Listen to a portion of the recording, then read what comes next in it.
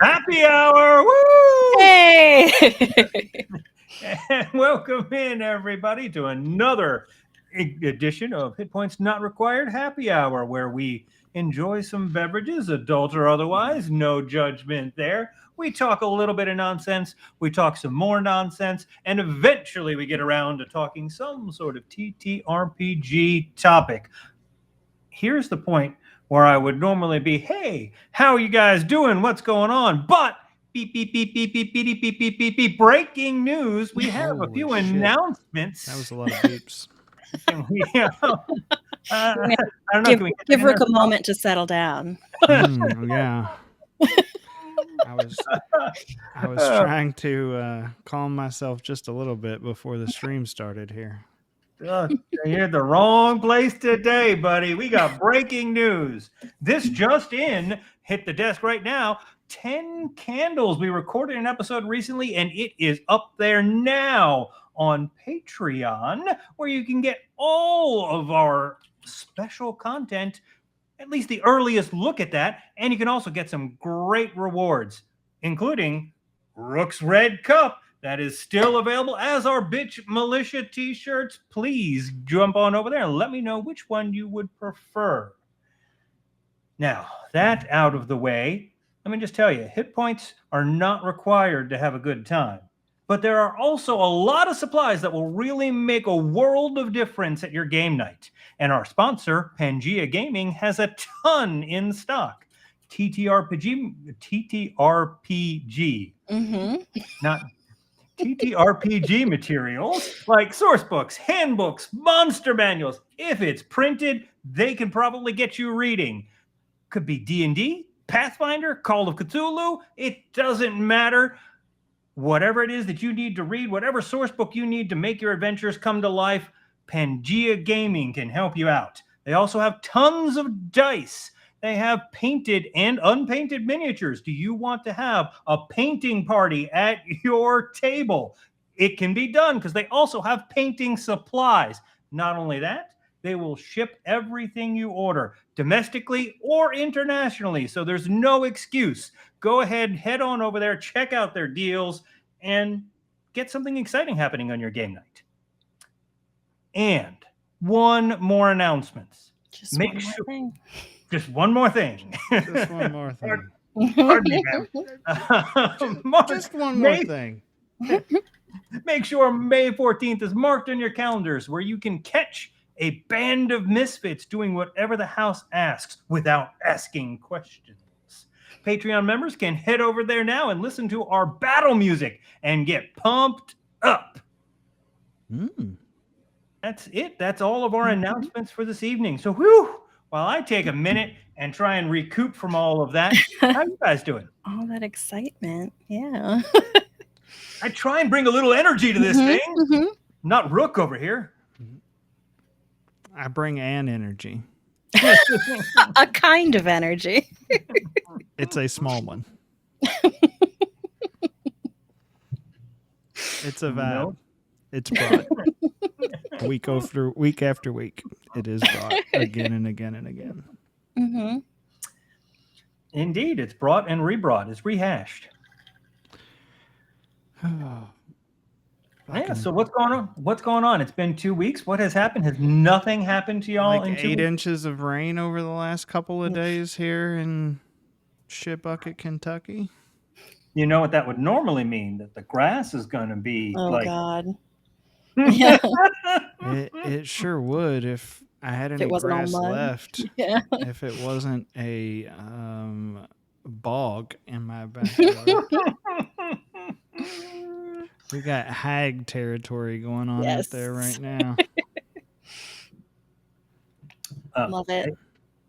You know what? If you need some supplies to go and fight the hags, I know where you can order them, and they will ship domestically and internationally.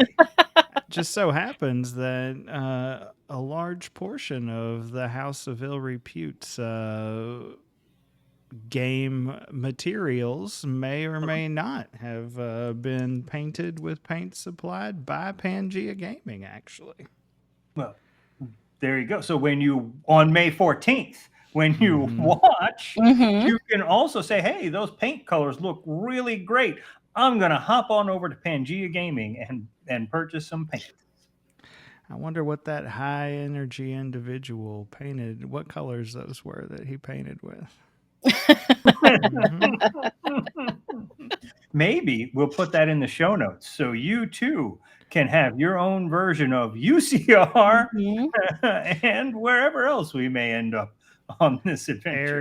Aries Starfire would kill me where I stand right now if she knew I was taking credit for painting. Well, you can Mhm. only take Mhm. credit for so long because we do have an end credit sequence on the end of every episode. True. It is fully notated in there. Mhm. So everyone will know that you are a liar. Mm. True. We will clip this segment and play it back again side by Hey, side with the credit. I painted. I'm not a liar. Oh, Anyway, what's going on in Violet's life? Oh gosh, not much. I guess I've actually been playing a lot of games lately. The 10 Candles was so much fun. Mhm. That was great. That was something we did in the last couple of weeks. It was fantastic. It got a little out of control there for a hot minute. Yeah, things escalated quite a bit. I mean, There was a that As will moment where happen. things didn't so much escalate as elevator. Straight up, they did Just not directly escalate. up. Like Yeah. there was no escalation. It was just we're here now. We're here. Yeah. Hmm. 10 I- Candles will do that though. Yeah. If you haven't played it before, I strongly Oh. encourage it. It is a really fun game, very low prep. It's super fun. And we've played it a few times now, and yeah, it's always a blast. Just it the is right in- amount of DM energy for me. No, it is great and it will escalate. It's a horror game, just in case anybody is wondering out there. It is tragic horror. You go into it knowing you're going to die, and so it will ratchet up and escalate quickly, especially if you invite me to your table. So, hit me up in the DMs. Let me know. I will come over there and play some horror with just about anybody. So, Yeah. And if you have played 10 Candles, please come to our Discord and tell us about it. I'm very interested in other people's experiences and how they compare to some of the experiences we've had, where everyone seems to want to like race towards their own doom. Like, I'm curious if every group does that, if it's something inherent to the game, or if some people try to stick it out, I think I'm interested. Violet and I think Violet's first experience with 10 Candles, right? What we made it to like the 6th candle. We were down to 6 and it was full on PvP and Yeah. the whole party was dead by the 4th candle. Like, I was like, well, I guess the lights went out here in New York City. Well, Yeah. I mean, it is also a different thing if you're used to playing more combat oriented games, like a Dungeons and Dragons, where it's a central pillar, as people like to say, of the game.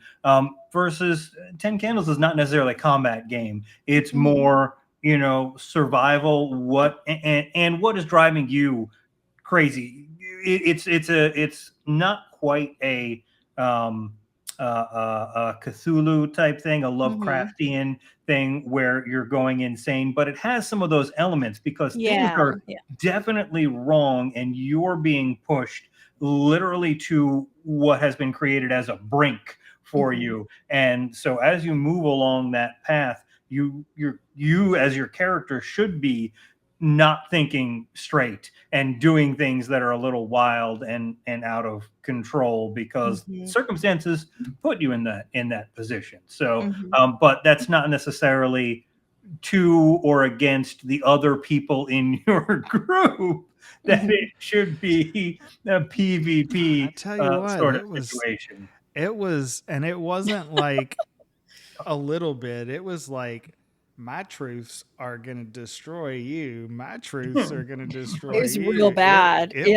was like, because that's the thing with 10 Candles too, is like, because the players get to introduce elements into the world as you go.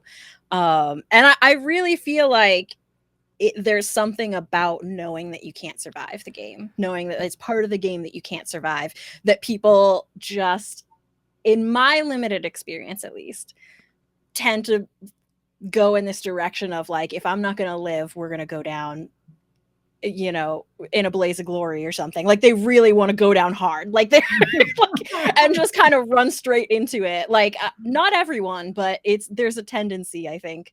And that was certainly the case. Like in our first game, people were just introducing the most horrible shit with their truths. And then there's a portal to hell. I'm gonna like open a portal of hell under you. I was like, whoa. Well, it was so funny too, because we were like, it was a museum horror. It was supposed to be kind of a la The Relic, if you will, you know, like some sort of suspense horror thing going on. And all of a sudden it was angels and demons locked in PvP. I was like, oh shit, here we go. I will say also this: there are the rule book is set up really well. The instructions on how to do it are set up really well because, and I'll say this from experience, that I've played it a couple of different ways. Now I've played it, I don't know, maybe a dozen times now, and I've played it with, hey, we're going to create characters ahead of time, and so to save us time when we're playing the session, and done it by the book, character creation as part of the beginning of the session, or as part of a group doing it together. And it works so much better doing it together, where you contributed and you know what everyone else's parts are, what their character is created around, and so you can help make things happen and you can feel more integrated to the group. And I think that promotes more of a group feeling together and a less PvP sort of thing,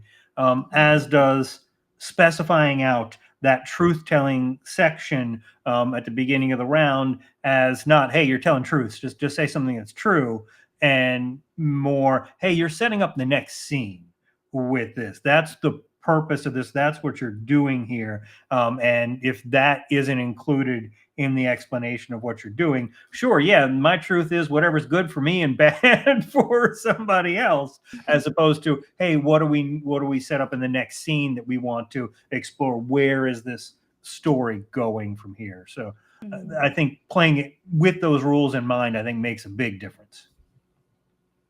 Yeah, the one thing that I would love to do at some point and have not had the opportunity to do is to play in person with physical candles, because I think that mechanic, like, it's a great game regardless. It's just a great game, but it's such an interesting mechanic to use like real candles, because there's that element of chance where, like, if a candle goes out accidentally because something happens in your physical environment, you would treat it in the game as the candle has gone out, and you follow, you know, the procedure for that, and you start lighting candles during character creation, and you So light if you them take sort of a while, gradually those little as you teacups go. are gonna go. Yeah, so it creates a time limit, and you can see physically the candles burning down and see that happening. Like, I think that's such a fascinating kind of mechanic that I would love to be able to actually. It's still a fun game if you play it without the candles functioning that way. If you're playing online, or for whatever reason, if you can't use the physical candles, it's still great. But I would love to be able to do it that way at some point. I think a really dark room is helpful too. So the space is changing. You can see the changing of this the light. Bright ass ring light is not conducive to a 10 candles environment. I would have loved to have been in a dark room like you. Yeah. Chuck.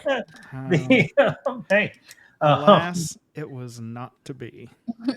No, but I mean, the point that that Violet just brought up with the fact that the candles are lit during the creation, right? They're lit in a sequence and at certain times too. Yeah, so like that you certain light ones will 3 burn of out. them during character creation, then you light more during the next phase. Like you gradually do it so that they won't all burn down at the same time. Yeah, not only that, but if you're in a dark room and you're doing it right, those are your sources of light, and you're creating the light while you're creating the characters, and then while you're telling the story, you're removing all of It's the such a all of unique mechanic, and I love things like that just like think differently about the way a game is structured and about the tools you use to play the game. I just think that's so fantastic. So yeah, maybe sometime, you know, in the future, when some of us can get together in a physical space, maybe we'll give it a shot. Yeah, it'll try. Maybe I don't know who's planning on going to PAX. Maybe we can find a way in Boston to make this happen. We can see, but there are definitely opportunities that'll happen for us, for other people. But you're right. One of this system is something that is definitely unique and different and worthy of being its own system. We've talked before and we've played other things, and it's like, this felt it was more like a source book, and they had to jam other things in that made it more cumbersome, didn't add a lot to it in order to fill out a book and sell somebody a book. Whereas this feels like, hey, it's its own unique thing that was thought about and developed and does well standing on its own. So yeah, it's very different, and it has a significant impact on the game, you know, using those mechanics. So yeah, 10 Candles is great, is the point. So now that Violet has violated our, we're going to talk nonsense for a while and then talk TTRPG stuff. Ruined everything. I will bring us fully back into the world of nonsense, because what we did not yet do is talk about anybody that gets to drink on the house this evening. Now, y'all have mentioned that it has been raining, at least over Rook's swimming pool, Hog, whatever we have going on at Hag Home, whatever we have going on out there.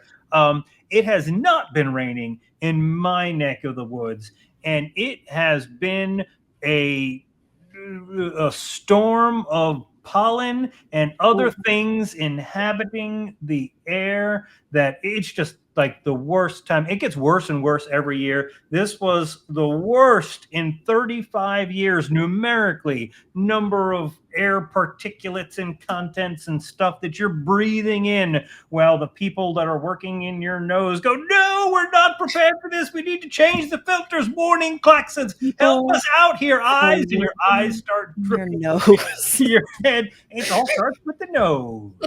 Right? I mean, just imagine there are little people in there, and glimpse into Chuck's worldview. That's just it sure is, right? I mean, look, your nose does a very significant job in your life. It filters out all this shit, and then you move somewhere, or the weather change, you get new stuff, you breathe in all this stuff you're not supposed to. And it has conniptions. It has fits. It's really, look, we need better filters.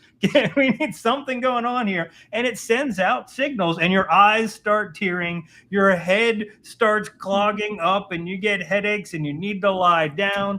It is horrible. So all of you people out there, and I know there are many that are experiencing pollen symptoms or allergies or whatever happens to you with the murder air at this time of year, please belly up to the bar and have a drink on the house. Yeah, but maybe not like too much if you're taking allergy medicine. Make sure you're not it's not like contraindicated. Don't have the drink through the nose either. Yeah, no. It's not the people in the nose who get to drink on the house. Look, sorry, I didn't follow correctly there then.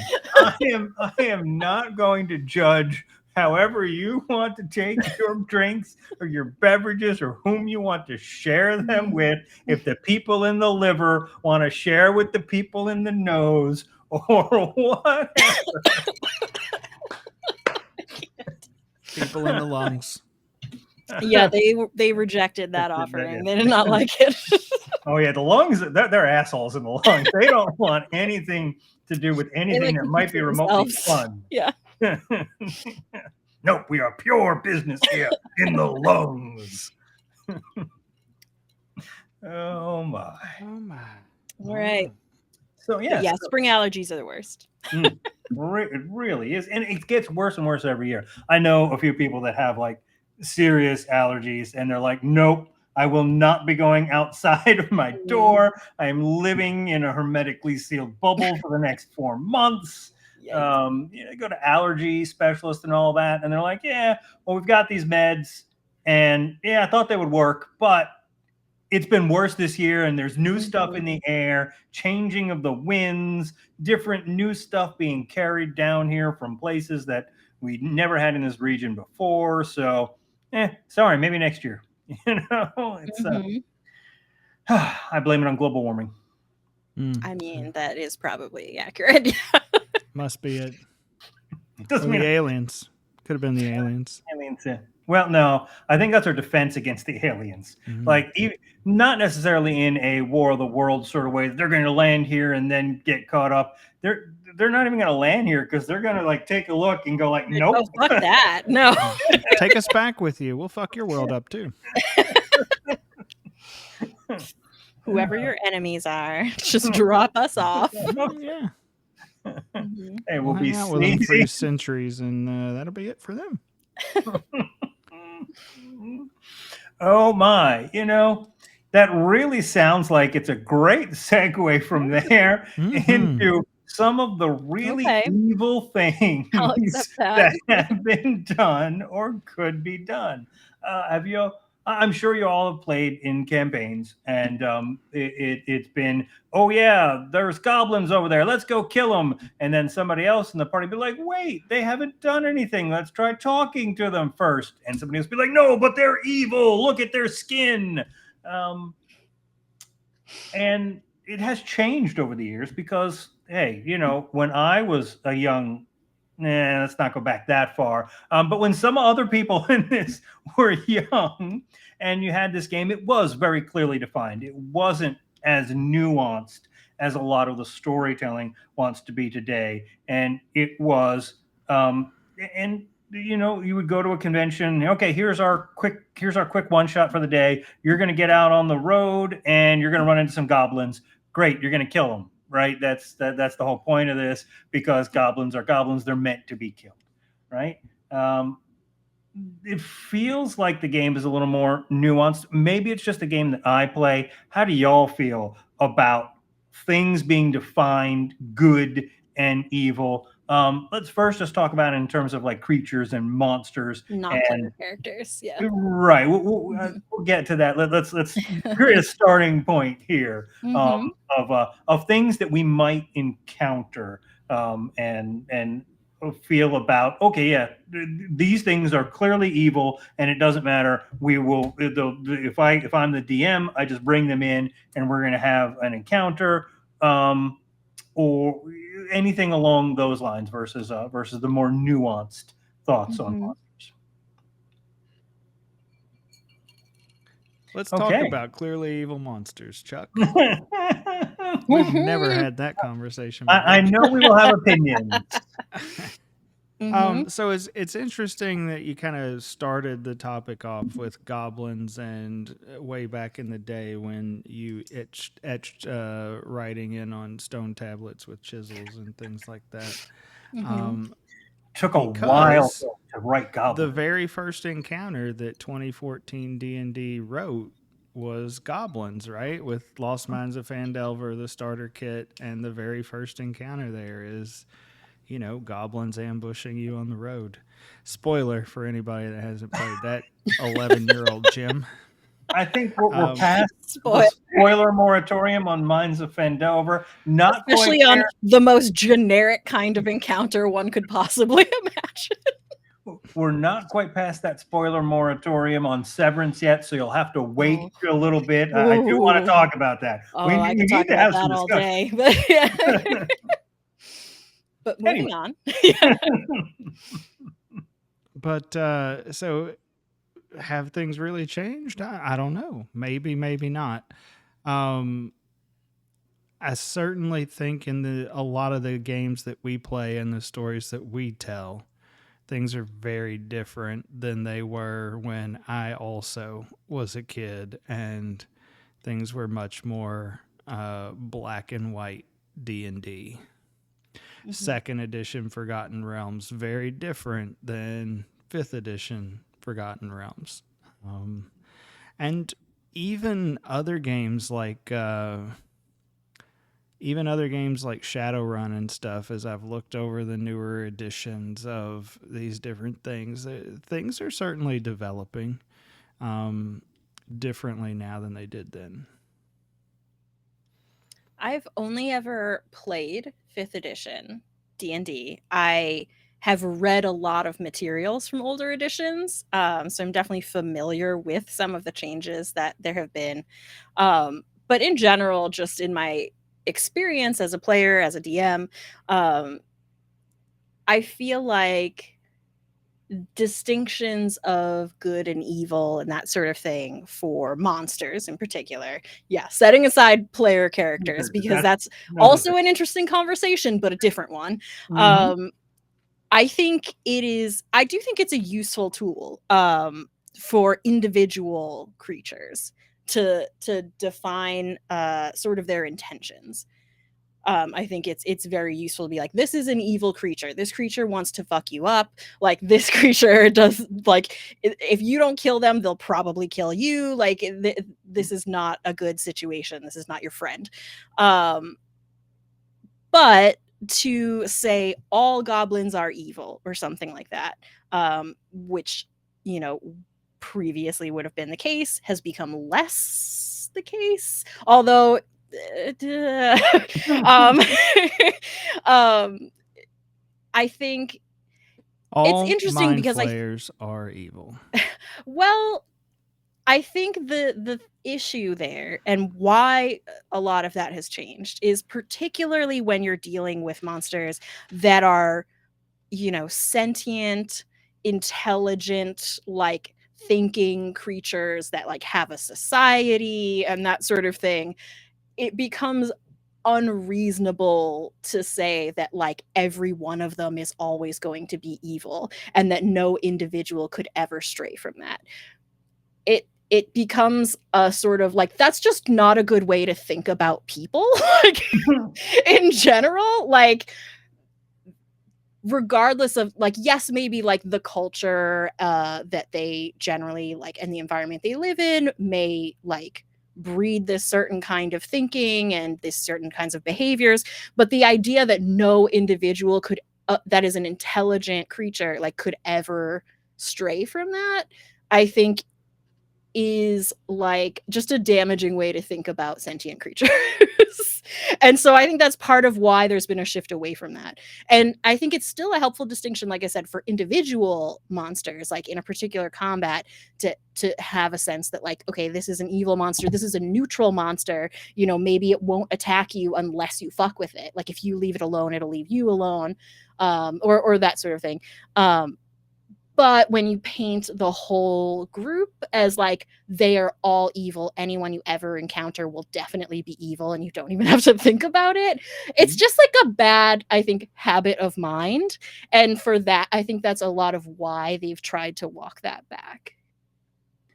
Yeah, I mean, I think there is a little bit of a distinction, even though the monster manual has a bunch of things in there. Not everything in there is a monster per se, and so you have the more animalistic Yes. creatures out there, and I don't think it's fair to label those good or evil. I think that is it's an easy distinction to allow the combat mechanics to start and take over and get into that, which is fine if you want that. And again, these are things to talk about at a session 0, and even beginning of a session where as a DM you have some sort of encounter planned and just be like, hey, it's been a while. I think we want to try and get into something. I'm setting some stuff up here, and this is why we're doing it. It's going to be more of a we're setting this up to have a fight, so you guys can have that because it's been a while, and some people have been asking for that. Sure, you can certainly do that, but I think in general, drinking game has commenced. In general, they're more animalistic, right? Defending territory, protecting their young. They're probably hungry and looking for food, and they look at you look like easy food, right? And you don't have to kill them necessarily. Yeah, as I think creatures like that often are, listed as being neutral. Like a lot of beasts and that sort of thing will be considered neutral because they will kill you if they have a reason to, but they're not just, they don't have some inherent motivation to like do So bad will things. I. Won't we all? Yeah. But among us. the distinction between more bestial type creatures, traditional monster in more of a traditional sense, and your groups of more sentient creatures, your goblinoids, dragons. There's a bunch of different things in there that will be more thinking, and I think those sentient type creatures need to be treated more like a player character in that sense, especially because a lot of them can be played as player characters. Yes, I was going to mention that as well. Yeah, I think especially, as the game goes on, people have played it for a really long time and they want to try new and different things. They don't necessarily want to play, an elf or a dwarf or a human for the 10 millionth time. People want to try playing a goblin or try playing, some other kind of creature that they haven't played before. And so yeah, as those like sentient creatures become playable, you really have to start acknowledging them as these are people, and it's not okay to just kind of paint them with that broad brush anymore, now that you're seeing them in the role of a player character who is like a person with a story, even if that player character is evil, like even if they are, like you still have to acknowledge them as like a more like complex person and not just like this two-dimensional evil monster. I'll never forget, like, gosh, it had to have been 15 years ago now, easily. We're playing a campaign and we were playing very mercenary, fairly evil characters. Most of the people were probably neutral. I was definitely evil.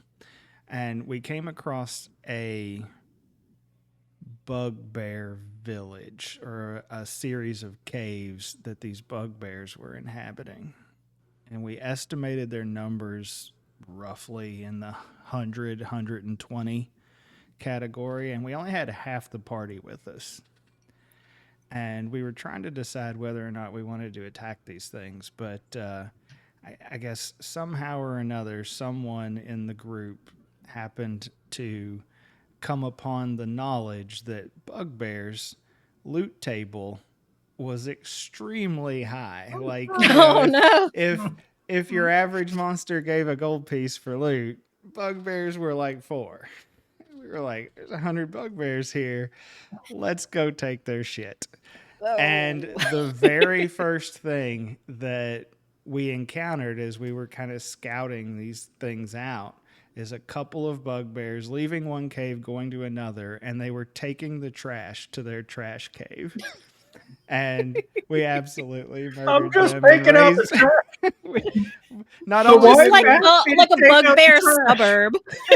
not only did we absolutely murder these poor trash takers, but then we animated them and sent them back in to scare the living shit out of the rest of the community.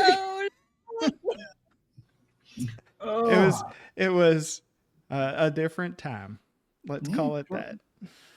The thing that I'm interested in, or one other thing I'm interested in opinions on, is I've been asked before at the beginning of a campaign, beginning of a story, how do you want this big bad to be? Do you want it to be there the whole time? You know it's there. It's just not approachable at the beginning as level 1 characters, and you're going to have to work your way up? Or do you want to have to discover and figure out things along the way? And and maybe I perceive this differently, but in the case of the first, that big bad that's unapproachable has to be evil, right? It can't just be, somebody. It can't just be a dude. It's got to be like you're building up to this thing, and they have to be doing something that maybe not in their own mind is evil, but definitely evil. Whereas along the way, if you're finding out along the way and you're developing the story as it goes and discovering things, and this thing appears on the way, that could just be some opposition. It doesn't have to be quite evil. Yeah, I think that makes sense though in a story, like story-wise, because if you know who the villain is, for lack of a better term, right from the beginning, and you have to work your way up there, you really need to like sustain that like hatred and that like determination of this is the person we have to destroy, to have to be sustain that over the campaign, to motivate you through all the things you have to do to build up to go after them. You really need to impress upon the party that like this person's definitely evil, this person definitely is who you have to go after, I think, because otherwise you lose that structure. You know what I mean? Like they're not going to be just pursuing that one person the entire time if you don't make that a really powerful impression from the beginning, I think. And it's not that you can't run it that way. It won't follow that structure anymore, Indeed. Yeah. So, and that's the thought of, and again, we could take another shot if you want. You have that during a session 0 and talk about it at the beginning of your campaign. How do you want it to be? And I think that will help define. I think one of the things that helps us define that, and that will help define, is, are you in a campaign where people want a strong and easy delineation between good and evil, or do they want it to be more murky? Do they want it to be questionable, and the person you thought that was evil maybe is your ally over here, and then you're your adversary again, and then your ally in another situation? Because if you're telling the story well, the villain, the evil person, the villain, the adversary never thinks of themselves as the bad guy. They're the hero in their own story, and you may be perceived as the villain. And so if you have that person on high that you've been tracking the whole time that has to be clearly evil, it changes the dynamic and who you're creating characters and the way you're playing things, right? Yeah, I think it's interesting. Like I think whatever choice is valid, but I think that's, for some people, there's like a real like satisfaction in playing something that is a little more black and white, that is just like, this thing is evil and we need to destroy it, and we're going to do that, and we're going to save the world, and like that's just really satisfying, I think, particularly because things are not like that generally in real life. I think it can be really enjoyable to do that in a game, but it's can also be a lot of fun to explore something a lot more complicated where you have to figure it out, and there are calls, and not everyone might agree on what you're supposed to do and who's right and who's wrong and that sort of thing, and that can be fun in a very different kind of way. So yeah, it's kind of just a question of like, what game are you trying to play? Yeah, for sure. I think both are valid, and it's not, are you the person that wants this, or are you the person that wants that, as much as I think, what are you in the mood for? Yes, for this game. Yeah. Because you can enjoy both for sure. Yeah. And know what I think it helps to know what you're looking for and what you're interested in doing at the moment, with a campaign, with an arc, all of that stuff.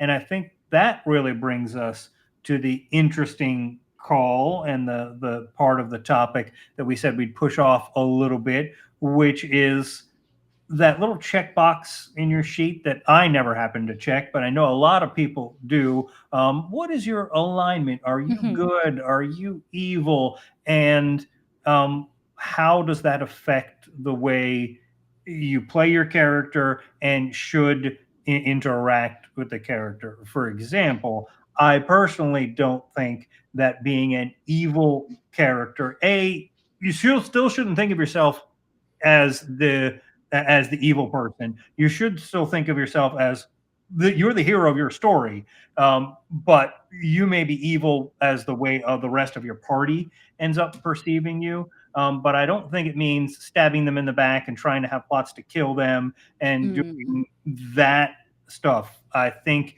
you can be evil, and be completely selfish, always out for yourself, sort of always looking to get a little extra evil. There's a million ways to play a not good character, that is not party disruptive. Yeah, party disruptive, I think, is a very important point there, because I feel like you definitely are right that, you can play an evil character and they don't have to be like twirling their mustache and tenting their fingers and being like, I am the most evil. They may think that they are doing something that's right or that makes sense. But they don't have to be. You can be the mustache twirling evil character if you want to. That's also fine. But the party disruption thing is the key point. You still, need to be aware that like you are a person playing a game with other people, and if you're ruining the experience for all of them, then I don't care about your character concept, you're being a dick. Like you should not ruin the game for everyone else. But if everyone's enjoying it and is on board with it, then yeah, be as evil as you want to be. Okay, so where would give me an example of playing an evil character in a morally dubious character in a party that is overall good aligned, trying to make the world a better place and fix problems when they see them. They don't have to be the most righteous thing ever, Captain America potty mouth sort of sort of group. But if you're playing and you want to do that, hey, I want to play an evil character. What are the things you think about, and how can you go about doing that within a party that doesn't make it disruptive? I want to hear from Rook. Oh yeah. I've seen some really great moments. Really, really good moments. Calling back to far, far in the past, right? We had a paladin that was the leader of our party. I guess we would all have considered that character the leader of our group and our party, and we had captured someone. It was, I don't remember who it was or what the situation was at all. But we had kind of exhausted our interrogation techniques at our kind of disposal, and the leader looked back to the rest of us and is like, does anyone have a spell that can make this person talk? And our war mage said, I do. And so she was like, great. And he cast magic missile and pounded this guy with like 6 magic missiles. and she was just like, oh no. You should have been more specific. I'll make them talk. Boom, boom, boom. But so there's really great moments that can come up in role play like that, and that's something that 2 decades later I still remember that moment. I've got a spell that'll make them talk.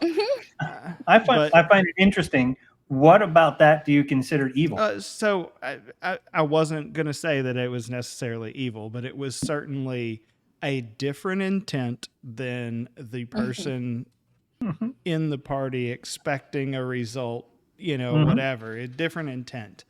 But I think, there's a lot of different perspectives, I think, but you can play, like, I would almost say that I default every character I play to lawful evil. Even some that could seem more chaotic, they're definitely not, because order and structure is more or less everything to me as a person. But I kind of default to that. And that doesn't mean that I just go around and do evil things. But I think in general, most of my characters are capable of that. They are capable of murdering someone in the middle of the road because it suits their need at the time. Not that they would always do that or ever do that, but if the situation arose, you go back to the generic every man backstory. So and so killed my parents, right?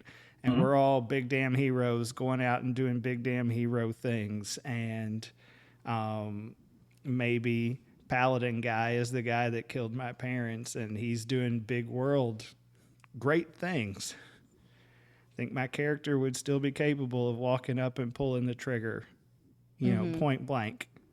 And that may catch other party members off guard. Yeah. I do think that, because we've definitely had conversations like this before, sometimes on happy hour, sometimes not. But I do think that there are, like, how you interpret what an evil alignment is a big part of it. And there are some ways that I feel like Rook sometimes interprets evil that, like, I wouldn't necessarily interpret as evil. But I do agree that, like, it's, even as an evil character, it doesn't mean you are actively trying to do evil every second of every day. The things you're doing in the moment, working with the party that you're working with or whatever, may serve what you need at that moment. And, your goals could still align in some ways for some purpose, even if ultimately, like, you want something really different from what they do. Or your intentions are really different. And I think that, to me, is where, like, if assuming, of course, you're not playing an all evil party, which is different, but if you're playing an evil character within a party where not everyone is evil, then yeah, it's really just a question of, like, asking yourself, why are you with this group? Like, what purpose do they serve? What purpose do you serve for them? Like, why would you stay here? And if you have a good answer to that question, then I don't see an issue. I think the role play can follow in a way that makes sense. Agreed. I mean, I think that is the big thing there. What you said at the beginning, which is, how do you interpret good? How do you interpret evil? Which is probably different for every player at the table.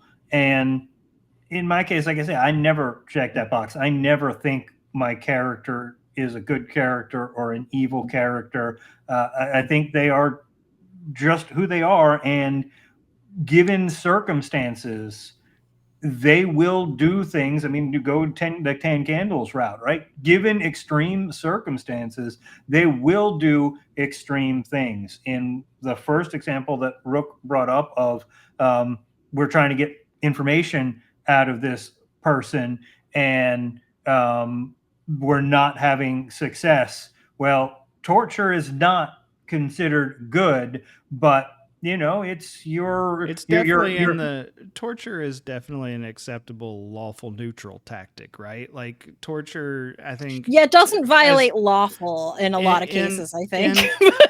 Well, I'm just saying, in an ends justifies the means kind of neutral mentality. Torture is certainly acceptable if it's necessary, right? Well, okay, I'll posit this, right? I mean, we're talking, if in an extreme circumstance, how important is the information? This is going to save 100,000 lives, and the only way we can do it is by torturing this person. Great. This is going to make me 5,000 gold pieces, and the only way I get my 5,000 gold pieces is torturing this person. It's a little bit of a different scenario. Also, I hit you with magic missiles and cause you some pain, or I, cut you or something like that, versus waterboarding you. Or an injury is not necessarily the same as torture. Torture, or like a threat, is not necessarily the same thing. Right? How far will you go? And I think you can harken back to, like, 24, the TV show Kiefer Sutherland, and some of the things. Nuclear threat. I'm going to torture you with electricity from a lamp or something like that, which is clearly stuff that I think I kind of mentally myself draw the line where, hey, I need to do this to get these results. At the end of the day, I may face punishment for this as well. I may get imprisoned, or I may, hey, I committed war crimes. I did it. I had a good reason, but I know and I accept the punishment for it. Sort of. I'm gonna clip that next time you need to fly out of the country. Do it.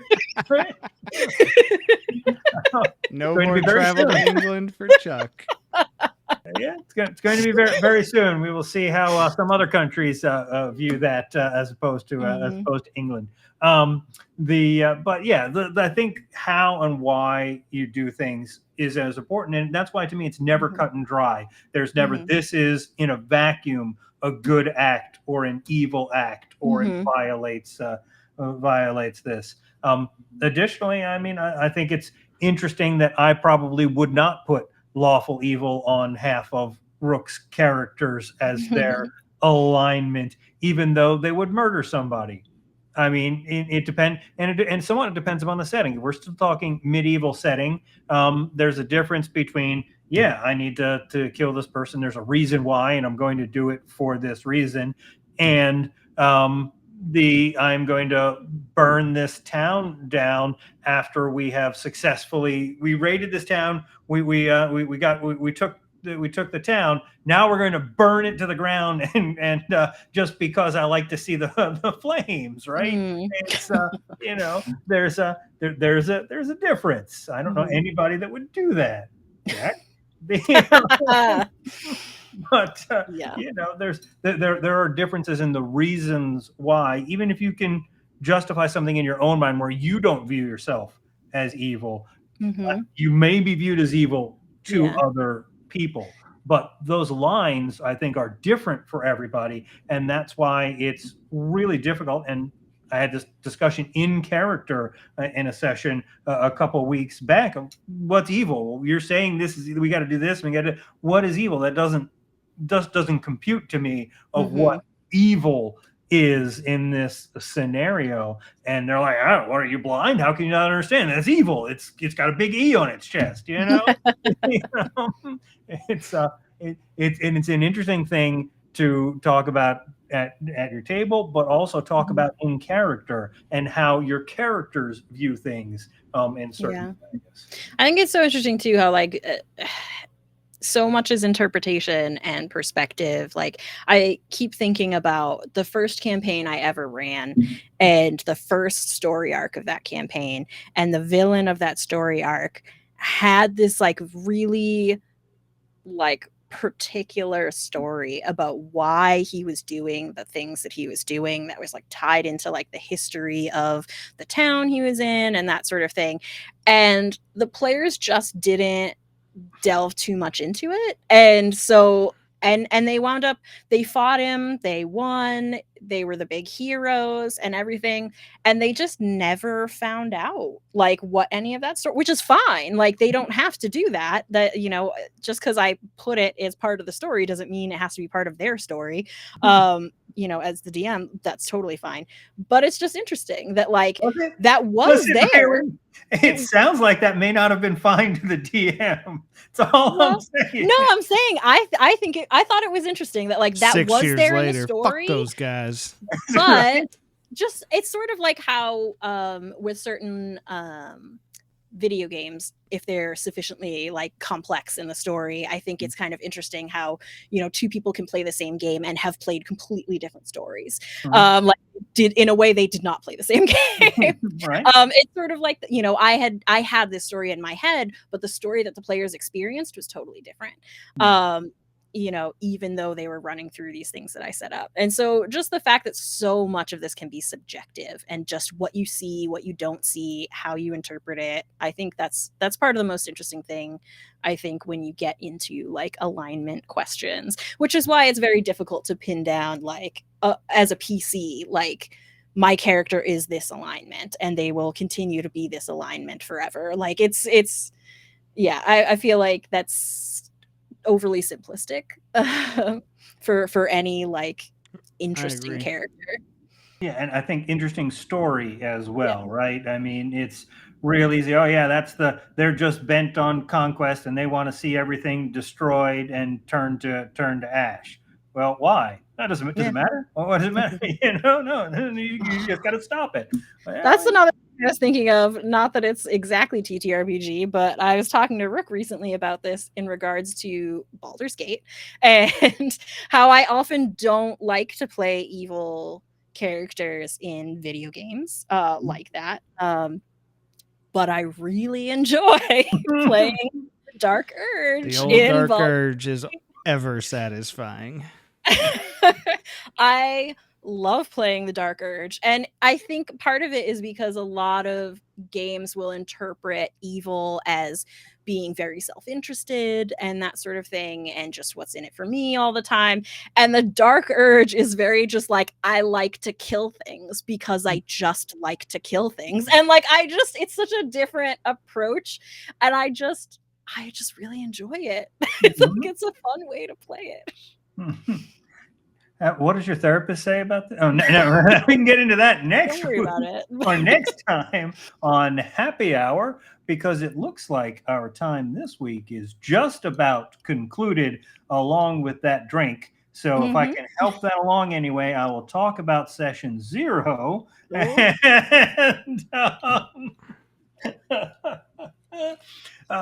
there we go. There we are. Well, remember, we have posted on our Patreon now that 10 candles we did in conjunction with Altar's Den. The really great folks. So please go over there, check it out. If you don't have the ability to go and check that out there now, it will be out on the rest of on our YouTube or somewhere else like that in a few weeks. So you'll just have to wait a little longer. But in the we also had our first VTuber, right? Yeah. We had our first VTuber on any of our sessions, so that was really cool. That was an interesting experience there. Yeah, and please let us know. We have this term VTuber. Those of us don't who let are us know. We don't need to talk we don't about want to it. hear it. We don't want to talk about that. You have a preference on a term like live action tuber? I'm not sure where that should be, but if you have a good one, let us know. Please go over to our Discord and let us know what a good name for that would be. I'm very interested to hear what the people have to say on that. Not that I'll necessarily use it, but I'm very interested to hear what they have to say. In the meantime, that is all we have for this evening. So have a good night. Stay away from the murder air. And remember, hit points are not unless you're evil aligned. Are not unless you're a dark. I don't even know what that would be. The dark nose. Unless you're a dark nose. Oh no. Hit points are not required to enjoy a tasty beverage. Good night, everybody.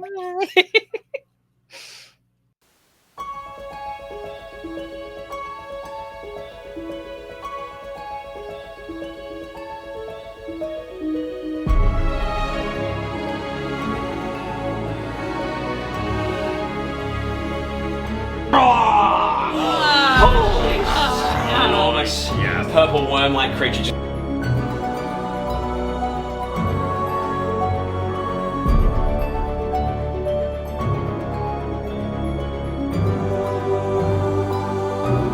across a goblin that said that is charging them.